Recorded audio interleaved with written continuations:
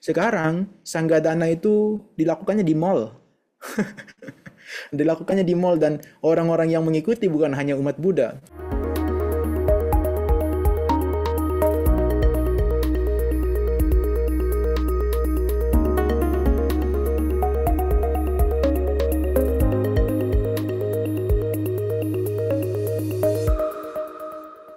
Bapak Ibu dan teman-teman sekalian, eh, hari ini adalah topik yang diberikan dari Nalanda Foundation.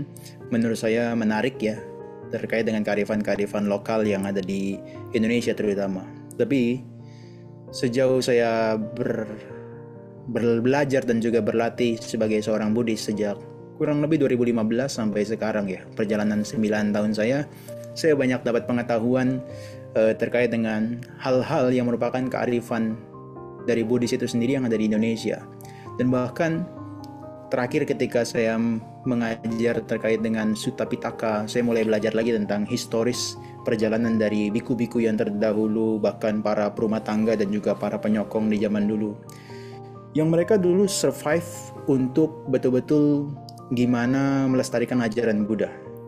Tapi entah bagaimana sejak konsili ke-5 dan ke-6, ketika Tipitaka itu sudah cukup solid ya, dituliskan di batu marmer, kemudian juga sekarang sudah digitalisasi dari Cata Sanggayana ya, konsili ke-6 itu mulai ada pergeseran tuh, propagasi dan juga penyebaran agama Buddhanya bukan lagi dalam bentuk pelestarian Tipitaka.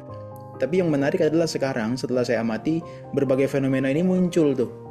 Dari berbagai filosofi dan ajaran Buddha ini muncul fenomena-fenomena berupa praktek, kemudian juga cara bentuk perayaan, kemudian juga cara sikap dan juga tata perilaku antara umat Buddha dan juga para bikunya. Hal ini menarik. Kalau ibu bapak mungkin belajar tentang kebudayaan bisa dikaji lebih dalam. Sehingga hari ini saya punya kesempatan, saya pengen nih sharing terkait dengan hal-hal yang sebetulnya ada loh sekarang perkembangan yang berbeda sekali dengan kehidupan katakanlah biku di zaman dulu dan juga perumah tangga di zaman Buddha dulu. Dan sekarang sebetulnya itu nggak bisa dibendung ya, karena teknologi kan sudah berkembang pesat dan juga hal-hal semua bahkan punya kemudahan. Dan saya akhir-akhir ini juga melihat praktek-praktek keagamaan secara Buddhis bahkan dilakukan juga ada yang secara jarak jauh, secara virtual, yang itu di zaman dulu tidak pernah terpikirkan sebelumnya. Oleh karena itu saya pengen sharing materi saya di sini pengen menyampaikan setidaknya ada 5 hal ya Ibu Bapak, yang mana kalau dilihat nantinya ini bisa dipahami juga secara Buddhis. Yang pertama saya pengen sampaikan ada perayaan-perayaan di dalam agama Buddha yang dulu konteksnya mungkin bukan terkait dengan semaraknya ya, tapi ini berbeda yang mengikuti nantinya Ibu Bapak bisa lihat. Dan juga cara-cara perayaannya sudah mulai berbeda-beda. Kemudian praktek meditasi ini yang memang saya beberapa waktu terutama di masa saya di Jakarta 2 bulan terakhir saya lihat praktek perkembangan meditasi itu luar biasa berkembangnya ya Ibu Bapak. Kemudian juga praktek berdana, pindapata, fangsen, kemudian juga ada patidana atau berbagi jasa kebajikan. Yang tadi sudah disinggung oleh teman-teman dan juga Bapak Ibu sekalian, ada praktek-praktek di daerahnya berupa kearifan lokal yang sebetulnya mirip dengan Buddhis. Apakah kadang-kadang ada yang Jawa kejawen gitu ya, kejawen dari Jawa, kemudian juga ada dari teman-teman di Hindu, kemudian juga ada kebudayaan yang ada di Bali, di Lombok. Mereka punya kemiripan yang kurang lebih adalah terkait dengan patidana misalnya. Yang terakhir saya pengen nanti hubungkan terkait dengan 10 landasan perbuatan baik. Nanti kita bisa perhatikan itu. Ibu bapak dan teman-teman sekalian, ini saya pengen bahas yang pertama, detik-detik Waisakha Sala Puja, Magha Puja dan Sanggadana Katina. Saya nggak mengecilkan ibu bapak sekalian, tapi barangkali di luar sana atau di beberapa tempat yang jarang terjangkau oleh biku, mungkin 4 daripada perayaan agama Buddha ini atau peringatan hari raya besar ini tidak semua bisa memperoleh. Ya. Dan karena saya lihat akhir-akhir ini cukup masif ya begitu ya. Kalau di Indonesia terutama, saya pernah dapat informasi dari Bante Jayamedo bahwasanya kalau di Indonesia itu yang unik daripada kegiatan Waisak itu adalah hari detik-detik Waisak tersebut. Jadi yang setiap tahun dia selalu mengalami perhitungan perubahan daripada penyelenggaraannya, kemudian peringatannya. Dan ini mungkin di Indonesia khususnya di Theravada ini sudah diselenggarakan secara tahun ke tahun begitu ya. Dan di dalam kondisi ini nanti kita bisa perhatikan apa yang diperingatkan, yang diperingati, kemudian juga apa yang harus dilakukan dan seterusnya. Biasanya umat Buddha datang memperingati detik-detik Waisak itu, ya mereka merenungkan kembali terkait dengan apa yang dilalui oleh Siddhartha, kemudian Siddhartha itu menjadi petapa, kemudian sampai menjadi seorang Buddha, kemudian juga Buddha Gautama mencapai parinibbana. Yang setiap tahun, setiap waktu, ini selalu diulang-ulang. Dari saya mulai sebelum jadi samanera, sampai jadi samanera, sampai nggak jadi samanera lagi, praktek ini tetap ada, tapi hanya saja dia mulai ada perkembangan-perkembangan dari cara mereka merayakan atau memperingatinya, terutama memperingati kalau Waisak ya. Nah, Ibu Bapak bisa lihat detik-detik Waisak tampaknya di saat-saat ini ada yang namanya Festival Lampion. Anda bisa lihat kan di Borobudur terutama, yang tadinya mungkin hanya tempat untuk belajar dari relief-relief yang ada, tapi sekarang dia mulai bergeser tuh. Atau bukan bergeser, tapi mungkin mulai diconcernkan untuk difokuskan jadi tempat untuk penyelenggaraan acara-acara besar di agama Buddha. Nah, ini detik-detik Waisak versi yang bukan Theravada di Indonesia pun ini juga menjadi semakin marak ya. Dan kemarin yang terakhir saya perhatikan, mungkin ini juga ada sedikit lucunya ya. Ternyata event ini yang menggunakan Candi Borobudur itu, saya nggak tahu itu apakah orang lokal atau foreigner gitu ya. Itu laku keras sampai baru dipublish tiketnya katanya langsung habis.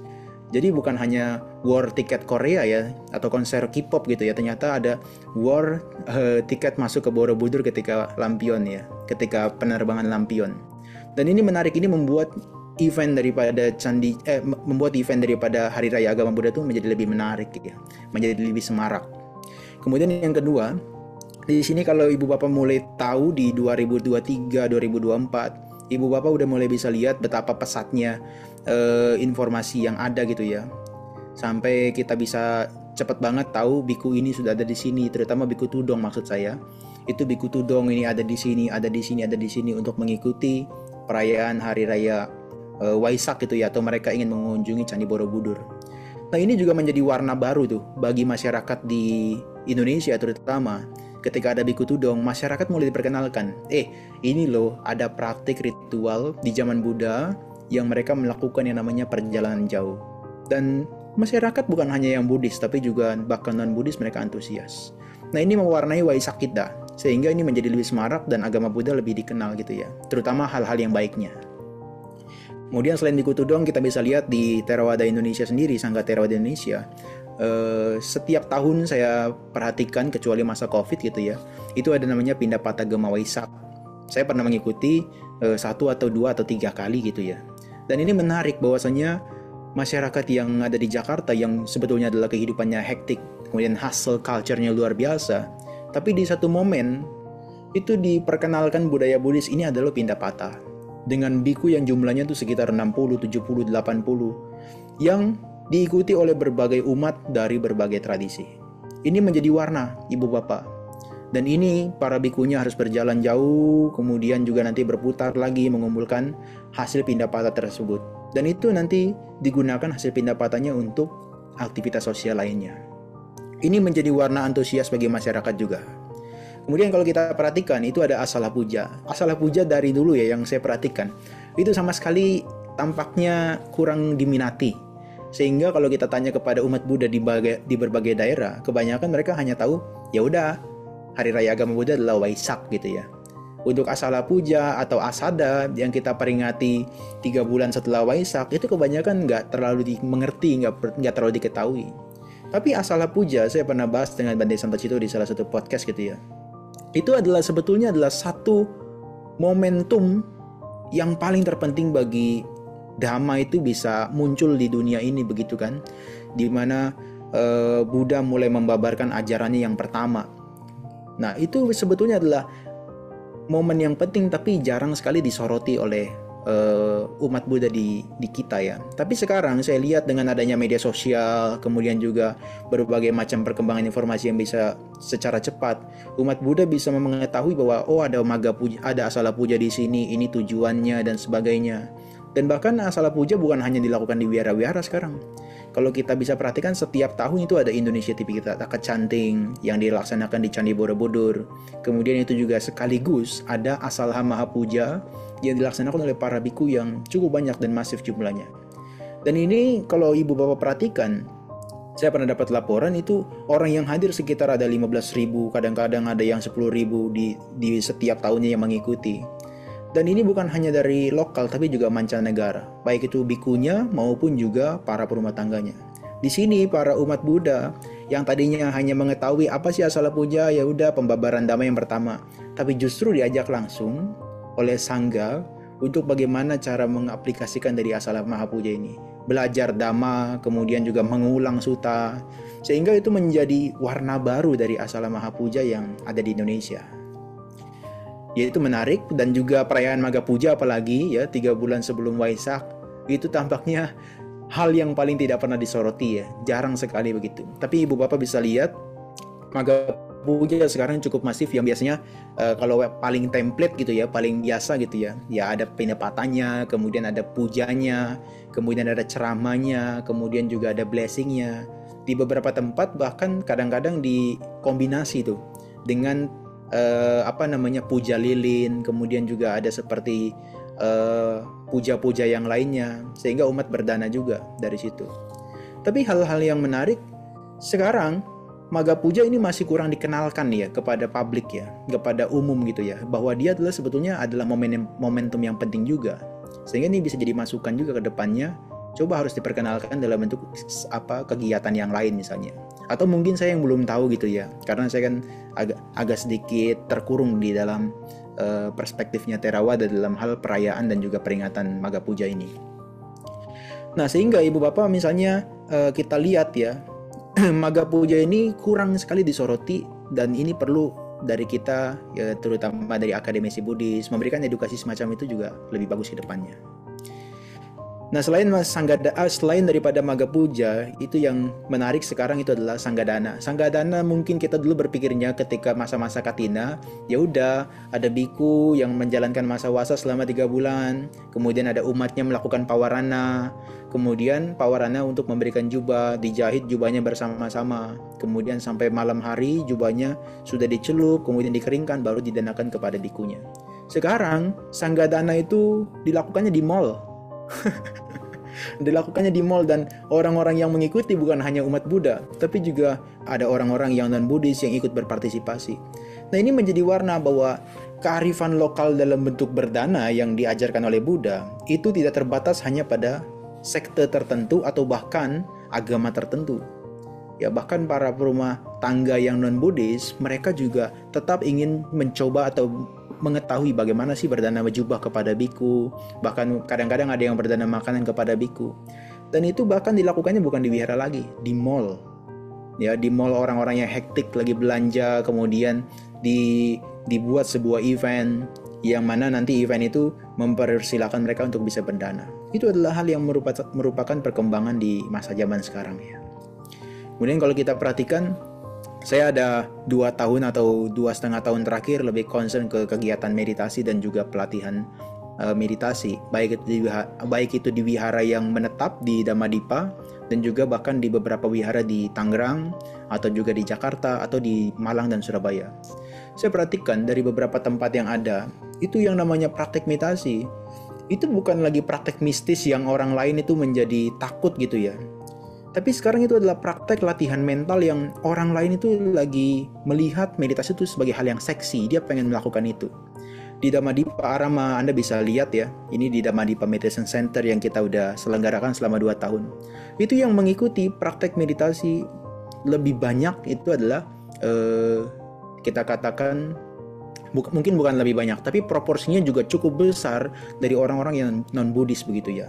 Kalau di dalam praktek yang misalnya saya punya datanya di 2024 kemarin, kalau misalnya praktek yang meditasi hanya 2 hari, 3 hari, itu proporsi umat Buddhanya hanya sekitar 67%. Sisanya adalah non-Buddhis. Anda bisa bayangkan, sekarang orang yang mau praktek agama Buddha dalam bentuk meditasi itu sudah sekitar sampai 33%. Ya, itu menarik sekali. Kalau yang praktek vipassana yang 7 hari, yang kemudian 10 hari, itu masih kebanyakan umat Buddha karena memang itu jangka waktunya lama dan itu memang harus dengan pendalaman yang intensif. Itu sekitar 82% gitu ya. Sisanya umat-umat non Buddhis. Dan kemudian juga Anda bisa perhatikan sekarang meditasi karena hal yang seksi itu dilakukan di pusat-pusat perbelanjaan yang orang lagi sibuk gitu ya. Orang mulai berpikir daripada saya sibuk untuk menghabiskan uang belanja, lebih baik saya duduk meditasi. Mungkin ada manfaat dalam bentuk ketenangan dan juga kedamaian yang bisa diperoleh. Nah itu menarik, kita nggak pernah terbayangkan sebelumnya mengadakan meditasi itu di mall. Nah oleh karena itu saya pikir agama Buddha adalah agama yang cukup fleksibel dalam bentuk apakah praktiknya, apakah juga perayaan dan peringatan hari besarnya, karena memberikan ruang yang besar kepada orang secara publik untuk belajar, untuk mengetahui, bahkan praktek secara langsung. Ya. Nah, Ibu Bapak dan teman-teman sekalian, kalau kita lihat bahwa perkembangan meditasi yang ada di Indonesia terutama, itu bukan hanya di wihara ataupun yang tadi saya sebutkan di mall, tapi bahkan di tempat-tempat situs-situs tertentu itu juga dilakukan. Contoh di beberapa waktu lalu saya diberitahu oleh Bante Santacito dan mungkin nanti bisa ditanyakan lebih lanjut bahwa yang praktek meditasi di Wihara Mendut itu kebanyakan adalah umat yang non-Buddha. Sekitar daripada ada 60 orang misalnya ada 50 orang, itu proporsi umat Buddhanya hanya sedikit.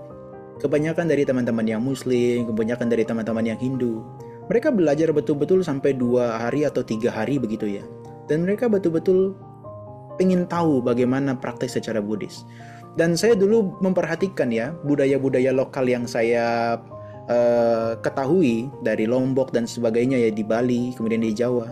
Itu hampir bisa dipastikan kebanyakan adalah terkait dengan berdana atau patidana.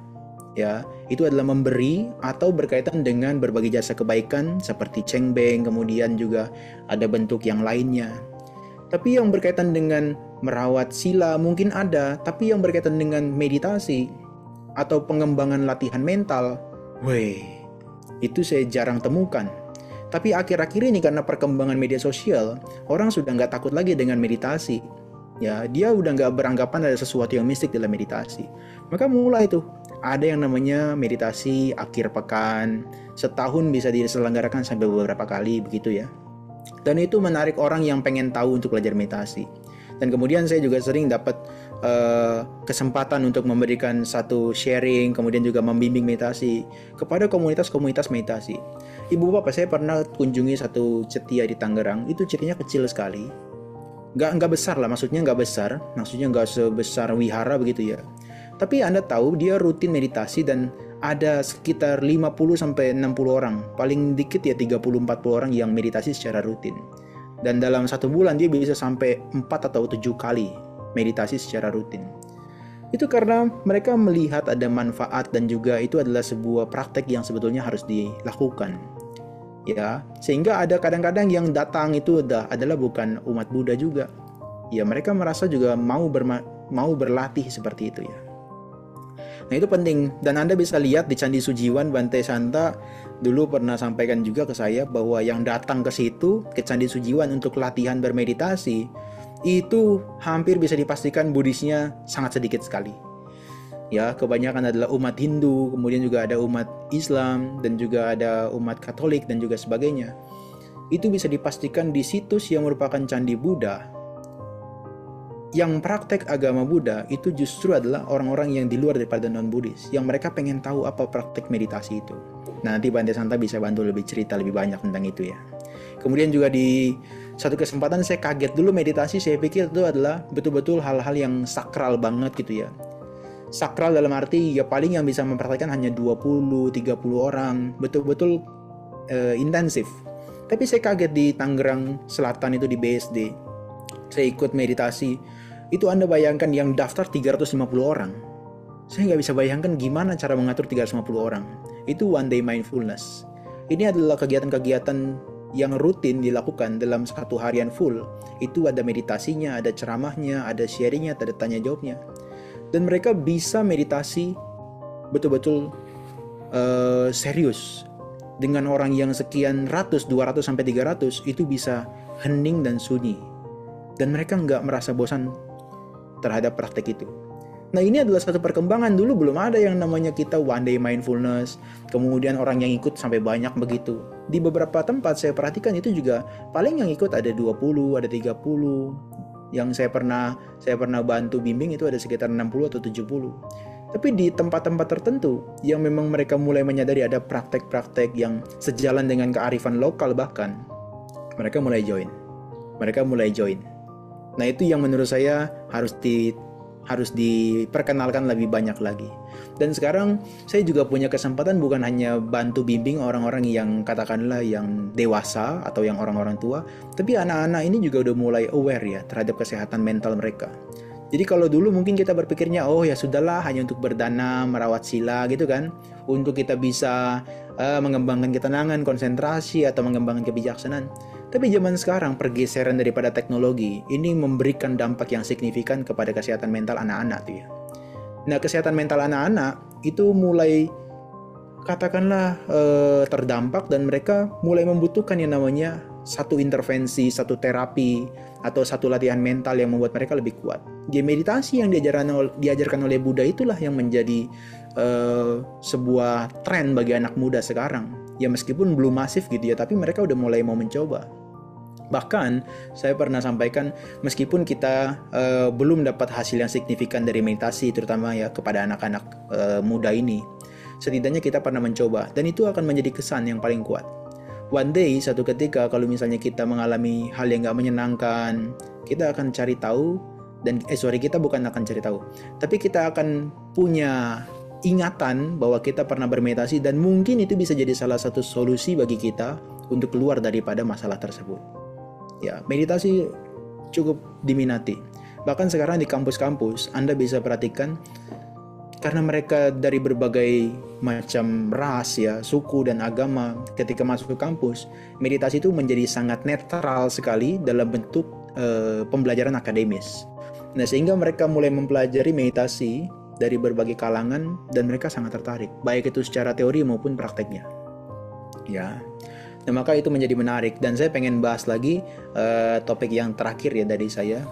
Ini adalah mungkin yang kita anggap dulunya kuno gitu ya. Ini adalah praktek berdana, pindapata dan function. Kuno dalam arti saya bilang ya berdana paling gitu-gitu aja gitu kan. Apakah berdana jubah, makanan dan seterusnya kepada biku. Tapi yang sekarang kita perhatikan, berdana ini juga Anda bisa lihat berdana jubah yang ada sekarang ini sudah mulai diwakilkan oleh teknologi tuh. Kalau Anda ke wihara-wihara, itu sudah nggak bertemu dengan bikunya dulu, langsung kadang-kadang itu bisa pakai Gojek, ngirim makanan, bahkan ngirim jubah itu pakai Gojek atau apa namanya pakai e-commerce tertentu. Kemudian juga kalau kita berdana di wihara itu sudah pakai QRIS. Kita nggak bisa bayangkan dulu di zamannya Buddha itu berdana pakai QRIS. Karena device-nya aja belum ada, apalagi teknologinya kan. Apalagi teknologi QRIS-nya. Nah, itu menjadi perkembangan yang signifikan. Dan saya dengar kemarin ada perdebatan tentang itu, apakah ini boleh dana dititipkan atau enggak. Bagi saya, selama itu adalah untuk membantu kita berbuat baik, why not? Ya, itu adalah saya pernah dengar berdana dengan QRIS atau dengan kita titipkan, itu adalah hal yang lebih baik dari yang terburuk. Artinya adalah lebih baik daripada kita tidak melakukan berdana sekalipun itu ya. Maka berdana kepada biku yang dulunya kita merasa kuno hanya berdana jubah dan seterusnya, sekarang kita bisa lebih bervarian dengan teknologi yang berkembang ya. Nah, itu tidak mengurangi sama sekali esensi nilai daripada kita berdananya, karena bukan aspek materialnya yang kita perhatikan juga kan, tapi itu adalah aspek batin yang kita kembangkan juga, kedermawanan, pelepasan dan seterusnya. Kemudian pindapata, pindah cara kita semua bisa perhatikan di berbagai tempat sekarang sudah masif, bukan hanya di Jakarta. Saya dapat informasi kadang-kadang ada di Bali, ada di Makassar, kemudian juga ada di tempat-tempat besar seperti Medan, Surabaya. Mereka sudah mulai gencar untuk melakukan pindapata. Ini kenapa? Karena mereka melihat bahwa ini adalah tren yang bagus, ini ditiru dan juga dimodifikasi dan dilakukan oleh orang-orang tertentu. Dan mungkin Anda melihat ya ada fenomena-fenomena baru gitu ya. Ini pindapatanya bukan lagi di jalan, para bikunya bukan lagi menggunakan alas kaki. Ya pindapatanya dilakukan di hotel, di mall atau di ballroom tertentu gitu ya. Tapi bagi para perumah tangga, bagi para umat, sejauh itu untuk melakukan kebajikan, kita harus lakukan aja terus, ya. Karena kesempatan berbuat baik itu lebih sulit daripada berbuat buruk. Kemudian kegiatan function yang tadinya mungkin kita berpikirnya, oh ini kalau function tertentu, kalau ada bikunya ini. Sekarang enggak. Sekarang banyak komunitas-komunitas tertentu dan juga gerakan-gerakan tertentu yang mereka mulai melakukan function. Dan itu bukan hanya umat Buddha. Mereka-mereka yang non-Buddhis itu juga mulai tergerak. Karena dia tahu bahwa kehidupan ini bukan hanya melukai makhluk, bukan untuk tujuannya melukai makhluk lain atau menyiksa makhluk lain, tapi juga kadang mereka punya pemikiran yang katakanlah punya empati. Oh ya, makhluk tertentu juga mereka butuh kehidupan, mereka butuh yang namanya kedamaian, maka mereka melakukan function juga. Dan itu adalah kearifan secara Buddhis yang melekat sekali dengan empati masyarakat yang ada di Indonesia ini, apalagi masyarakat Asia ya, mereka cukup empatinya lebih tinggi. Sehingga ada kegiatan-kegiatan semacam ini, mereka akan melakukannya. Maka kegiatan semacam ini yang dulu saya perhatikan, ini ada Rinpoche ini, yang diajak ya umat Buddha. Kemudian ada Bante ini mengadakan function, ya yang mengadakan adalah umat Buddha yang melakukan. Sekarang justru itu sudah berkembang, bahkan yang non-Buddhis juga melakukan. Ya. Dan yang terakhir Ibu Bapak, karena ini masa-masa lagi Patidana, Cengbeng gitu ya. Ya, saya dulu berpikir mungkin kalau yang para biku yang ketika meninggal sudah nggak perlu dipatidanain gitu ya. Tapi ternyata setelah saya belajar, setelah saya lihat langsung, oh ternyata para biku mereka juga masih butuh yang namanya bantuan daripada sanak saudaranya mereka ketika meninggal. Setelah meninggal mereka juga harus dipatidanain kadang-kadang. Ya, bukan berarti para biku yang sudah meninggal pasti masuk mencapai nibbana gitu ya, sudah nggak dipatidanain. Enggak, dari beberapa praktik yang saya perhatikan itu masih ada yang dipatidanakan. Apakah keluarga bikunya atau biku itu sendiri yang telah meninggal itu dilakukan patidana. Maka para perumah tangga yang masih melekat sekali, terutama masyarakat Tionghoa misalnya, dan juga kalau di Jawa yang saya tahu itu ada nyadran, kalau di Lombok itu seperti ada muja gitu ya, atau dalam itu saya nggak ingat banget namanya, ada kayak perwah gubuk gitu ya, tapi istilahnya adalah mereka patidana. Nah itu adalah melekat sekali dengan kearifan lokal dan juga prinsip-prinsip di dalam ajaran Buddha kan. Nah maka ketika mereka merasa agama Buddha mengajarkan ini, maka mereka merasa relate dan mereka akan bersedia melakukannya. Nah Cengbeng itu kan juga dalam bentuk itu melakukan patidana. Hanya saja mungkin agak berbeda pandangannya, yang mana mereka tetap membutuhkan material fisik dalam bentuk makanan dan seterusnya yang diberikan di kuburan. Tapi sebetulnya itu semua berangkat daripada empati dan juga kasih sayang mereka kepada orang yang terdekat yang telah meninggal.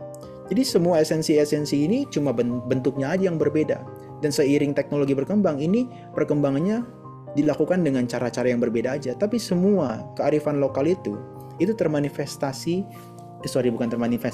maksudnya kearifan lokal ini tuh sudah dimiliki, kalau dalam bahasa Inggrisnya adalah inherent ya, itu sudah melekat sekali dengan orang-orang yang bahkan non-Buddhis. Nah maka praktek-praktek yang Buddha ajarkan yang bisa konkret sekali dengan perkembangan zaman sekarang, maka bahkan umat non-Buddhis itu pun bersedia untuk melakukan hal tersebut ya. Nah maka ibu bapak dan teman-teman sekalian, kalau kita perhatikan dari berbagai macam contoh yang saya sebutkan tadi, itu sebetulnya tidak pernah lepas daripada 10 landasan perbuatan baik. Apa sih dari kegiatan-kegiatan perayaan dan juga peringatan bahkan praktek ritual itu? Itu nggak lepas daripada berdana. Pasti ada yang namanya pemberian, ada yang namanya patidana, ada yang namanya turut bermudita cita atas kebaikan orang lain. Juga merawat sila. Apakah dalam bentuk sila yang kita betul-betul jalankan 5 sila, yang di dalam tradisi Jawa dibilangnya molimo gitu ya. Apakah dalam bentuk kita menghormat para biku, kemudian juga pelayanan. Itu semua tidak pernah lepas. Dan tadi yang saya merasa heran, di mana ada praktek-praktek ritual ya, dalam bentuk konteksnya meditasi, latihan mental yang masif, tapi ternyata sekarang sudah ada.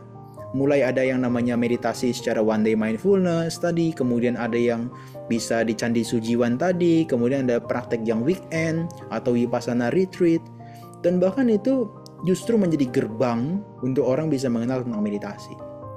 Dhamma di sana sekarang, pembabaran Dhamma itu bukan lagi terbatas hanya pada umat Buddha.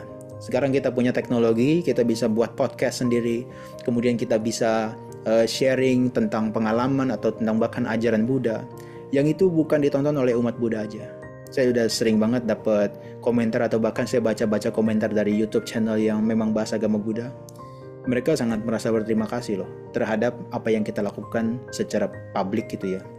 Secara publik untuk melakukan penyebaran agama Buddha. Nah itu memang dibutuhkan dan masyarakat ingin tahu tentang hal tersebut. Dan maka semua itu tujuannya adalah supaya kita nanti bisa punya wisdom, punya kebijaksanaan, melakukan berbagai macam prakteknya berbeda-beda, tapi tujuannya adalah untuk mengembangkan kedamaian dan kebijaksanaan.